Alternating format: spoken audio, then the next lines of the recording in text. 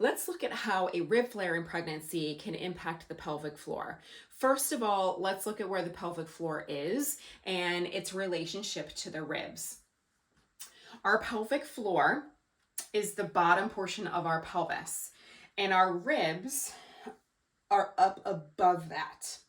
Okay, so in pregnancy, a very common position that we see happening is our ribs lifting in the front and dropping in the back. And so we create this larger sway in the back, which pulls our spine forward because of the weight of growing baby. When this happens, this is our abdominal muscle. When this happens, our abdominals stretch out.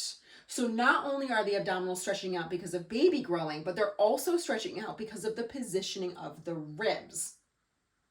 As the abdominals stretch out, if we do not train them for that new length, it makes it much more challenging for them to contract for you and manage the change in intra-abdominal and interpelvic pressure.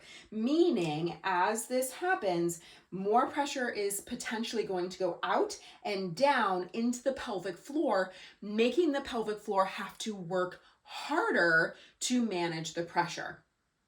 The second thing that happens is that the back of your pelvis narrows. So if this is your ribs and this is your pelvis, and your ribs tip up in the front and narrow in the back, you can see how that creates less space back here. Because our respiratory diaphragm is inside the back portion of our ribs, if we drop the back ribs, it's going to tighten up that respiratory diaphragm.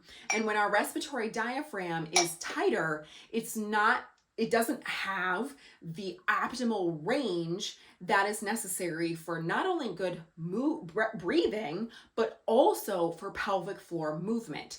Because our pelvic floor and our respiratory diaphragm work in synchrony together, if our respiratory diaphragm is not able to pull down on inhale and lift up on exhale through its full range, it's likely that the pelvic floor is also going to narrow or reduce its range of motion, matching the respiratory diaphragm.